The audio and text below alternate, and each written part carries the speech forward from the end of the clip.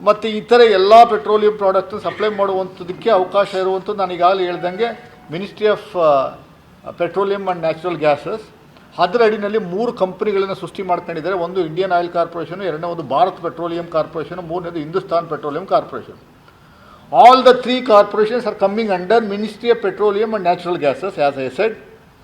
And also it is called as Government of India is also called as a Public Sector Oil Marketing Companies ಅಂತ OMCS ಅಂತ ಕರೀತಾರೆ. OMCs public sector ಕಂಪನಿಗಳಿವೆಲ್ಲ oil and oil is public sector oil marketing companies OMCs oil marketing companies ಅಂತ ಕರೀತಾರೆ. ನಮ್ಮ ಕರ್ನಾಟಕದಲ್ಲಿ auto ಗ್ಯಾಸ್ನ supply ಮಾಡುವಂಥ ಬಂಕ್ಗಳು ಅವರೇ ಪ್ರಹ್ಲಾದ್ ಜೋಶಿ ಅವರೇ ನೀಡಿರುವಂಥ ಪ್ರಕಾರ 372 ಇದ್ದಾವೆ. 372 ಬಂಕ್ ಸ್ಟೇಷನ್ಸ್ಗಳು ಗ್ಯಾಸ್ನ ಫಿಲಪ್ ಮಾಡುವಂಥದ್ದು, ಫಿಲ್ ಮಾಡಿ ಜನಗಳಿಗೆ ಸಪ್ಲೈ ಮಾಡುವಂಥದ್ದಕ್ಕೆ ಪೆಟ್ರೋಲ್ ಬಂಕ್ಗಳ ಥರ 372 ಇದ್ದಾವೆ. 372 ಪೈಕಿ 72 Indian oil corporation, Bharat petroleum, Hindustan petroleum ಅಂದರೆ ಸರ್ಕಾರದ ಸೌಮ್ಯದ ಕಂಪನಿಗಳು, ಬಂಕ್ಗಳಿವು 72.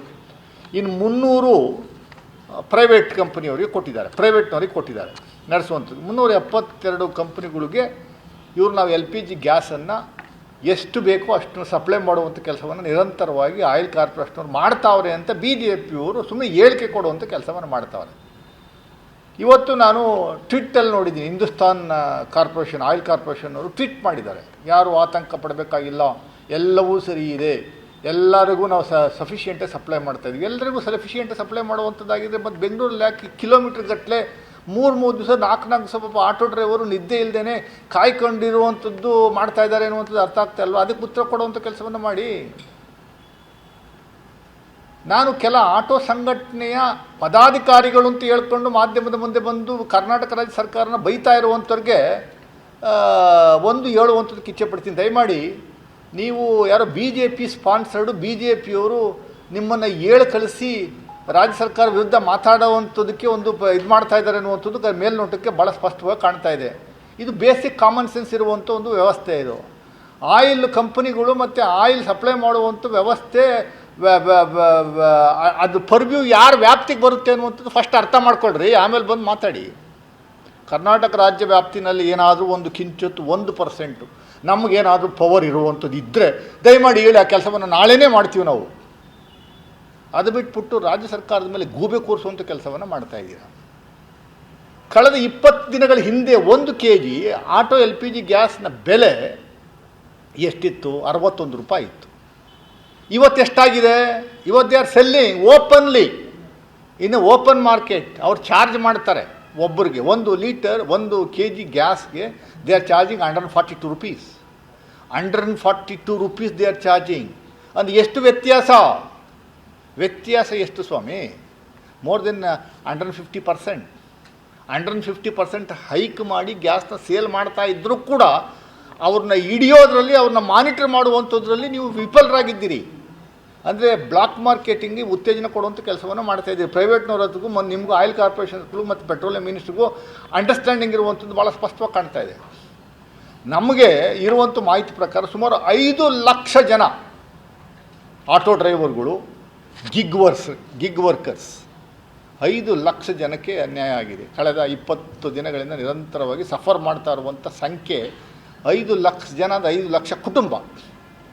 ಆಟೋ ಡ್ರೈವರ್ಸ್ಗಳು, ಗಿಗ್ ವರ್ಕರ್ಸ್, ಫುಡ್ನ ಡೆಲಿವರಿ ಮಾಡ್ತಾರಲ್ಲ ಗಿಗ್ ವರ್ಕರ್ಸು, ಪಾಪ ಅವರು ಹೋಟ್ಲುಗಳೆಲ್ಲ ಬಂದಾಗ ಹೋಗಿದ್ದು, ಅವರು ಮನೆಗೆ ಹೊರಟಾಗ್ಯವ್ರೆ. ಅವ್ರು ದಿನನಿತ್ಯ ದುಡಿದು ತಿನ್ನುವಂಥದ್ದು, ಫುಡ್ನ ತೊಗೊಂಡಾಗ ಅವ್ರ ಮನೆಗೆ ಡೆಲಿವರಿ ಮಾಡೋರು ಮಾತ್ರ ಇಷ್ಟು ಕಮಿಷನ್ ಅಂತ ಕೊಡುವಂಥ ಒಂದು ವ್ಯವಸ್ಥೆ. 15,000 20,000 ರೂಪಾಯಿ ದುಡಿದು ತಿನ್ನುವಂಥವ್ರ ವರ್ಗಕ್ಕೂ ಮಣ್ಣು ಹಾಕ್ಬಿಟ್ರಿ. ಇದನ್ನು ಯಾರು ಮಾಡಬೇಕು? ಯಾರು ಮಾತಾಡಬೇಕು? ಅಟ್ಲೀಸ್ಟು ಇಂಥವರೆಗೂ 4 ಜನ ಮಂತ್ರಿಗಳಿದ್ದಾರೆ. ಭಾಳ ಪ್ರಮುಖವಾದ ಖಾತೆಯನ್ನು ವಹಿಸಿರುವಂಥ 4 ಜನ ಮಂತ್ರಿಗಳು. ಅಲ್ಲಿ ನಾನು ಹೇಳಿದ್ನಲ್ಲ, ಸುಳ್ಳು ಹೇಳುವಂಥ ದೊಡ್ಡ ವ್ಯಕ್ತಿ ಪ್ರಹ್ಲಾದ್ ಜೋಶಿ ಉಸಿರು ಬಿಡ್ತಾ ಇಲ್ಲ.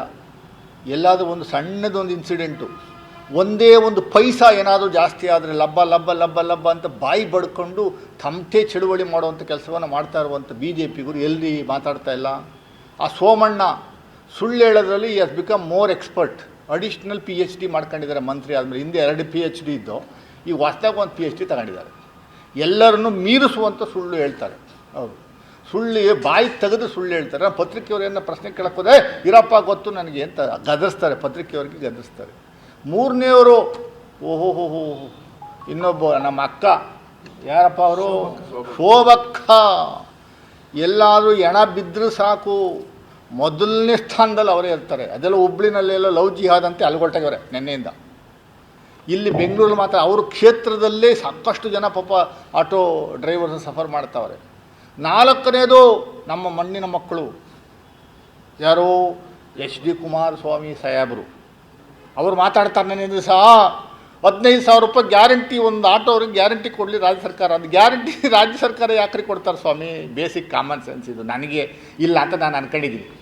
ಕಾಮನ್ ಸೆನ್ಸ್ ಅನ್ನುವಂಥದ್ದು ನಾನು ಅವ್ರಿಗೆ ಹೇಳಲ್ಲ. ಅವ್ರಿಗೆ ಹೇಳಿದ್ರೆ ಅವ್ರ ಭಕ್ತರು ಎಲ್ಲ ವಾಟ್ಸಪ್ ಗ್ರೂಪಲ್ಲಿ ನಮಗೆ ಬಾಯಿಗೆ ಬಂದಂಗೆಲ್ಲ ಬೈತಾರೆ. ಕುಮಾರಸ್ವಾಮಿ ಭಾಳ ಸಾಬಸ್ತರು, ಅವ್ರ ಬಗ್ಗೆ ನಾನು ಏನೂ ಮಾತಾಡಲ್ಲ. ನನಗೆ ಬೇಸಿಕ್ ಕಾಮನ್ ಸೆನ್ಸ್ ಇಲ್ವೋ? 15,000 ಅವ್ರಿಗೆ ಕಂಪೆನ್ಸೇಷನ್ ಕೊಡುವಂಥದ್ದು ಯಾರು ಮಾಡಬೇಕು? ರಾಜ್ಯ ಸರ್ಕಾರ ಮಾಡಬೇಕಾ? ಅವರಿಂದ ಟ್ಯಾಕ್ಸ್ ವಸೂಲಿ ಮಾಡ್ತಾ ಇರುವಂಥದ್ದು ಯಾರು? 60% ಟ್ಯಾಕ್ಸ್ನ ಕಲೆಕ್ಟ್ ಮಾಡ್ಕೊತಾ ಇದ್ದೀರಿ ಗ್ಯಾಸ್ ಮತ್ತು ಪೆಟ್ರೋಲಿಯಂ ಪ್ರಾಡಕ್ಟ್ಸಲ್ಲಿ. ಅಷ್ಟು ಕಲೆಕ್ಟ್ ಮಾಡ್ತಾ ಇರುವಂಥ ಟ್ಯಾಕ್ಸ್ನ ನೀವು ತಗೊಂಡೋಗಿ ಎಲ್ಲ ಅದಾನಿ ಅಂಬಾನಿ ಕೊಡುವಂಥ ಕೆಲಸವನ್ನು ಮಾಡ್ತಾಯಿದ್ದೀರಿ. ಅವ್ರಿಗೆ 15,000 ರೂಪಾಯಿ ಪರ್ಯಾಯವಾಗಿ ಪರಿಹಾರ ಕೊಡುವಂಥ ಕೆಲಸವನ್ನು ಯಾರು ಮಾಡಬೇಕು ಸ್ವಾಮಿ? ಕುಮಾರಸ್ವಾಮಿಯವರೇ. ಯಾರು? ಕೇಂದ್ರ ಸರ್ಕಾರಕ್ಕೆ ಕೇಳಿ. ಅದು ಬಿಟ್ಟು ನಮಗೆ ಕೊಡಿ ಅಂತ ಇದ್ದೀರಲ್ಲ. ಪಾಪ ಭಾಳ ಇನ್ಫ್ಲೂಯೆನ್ಷಿಯಲ್ ಇದ್ದೀರಿ. ತಮ್ಮ ಪಾಪ HD ದೇವೇಗೌಡರು ಸಾಹೇಬರು ರಾಜ್ಯಸಭಾ MP. 1-to-1 ಈ ಕ್ಯಾನ್ ಸ್ಪೀಕ್, 1-to-1 ಈ can fix an appointment with prime minister of India. ಈ ಕ್ಯಾನ್ ಡೆಫಿನೆಟ್ಲಿ ಅರ್ಜ್. ಬರೀ ಕರ್ನಾಟಕಕ್ಕೆ ಮಾತ್ರ ಈ ಧೋರಣೆ ಯಾಕೆ? ಕರ್ನಾಟಕಕ್ಕೆ ಮಾತ್ರ ಯಾಕೆ ಅನ್ಯಾಯ ಮಾಡ್ತಾರೆ ಅನ್ನುವಂಥ ದಯಮಾಡಿ ಕೇಳುವಂಥ ಕೆಲಸವನ್ನು ಮಾಡಿ. ಪ್ರತಿಯೊಂದಕ್ಕೂ ರಾಜ್ಯ ಸರ್ಕಾರದ ಮೇಲೆ, ರಾಜ್ಯ ಸರ್ಕಾರ ಸಿದ್ದರಾಮಯ್ಯನವ್ರ ವಿರುದ್ಧ ಮುಗಿ ಬೀಳುವಂಥ ಕೆಲಸವನ್ನು ಮಾಡ್ತಾ ಇದ್ದಾರಲ್ಲ, ನಾಚಿಕೆ ಆಗಲ್ವ ನಿಮಗೆ BJP ಅವರೇ?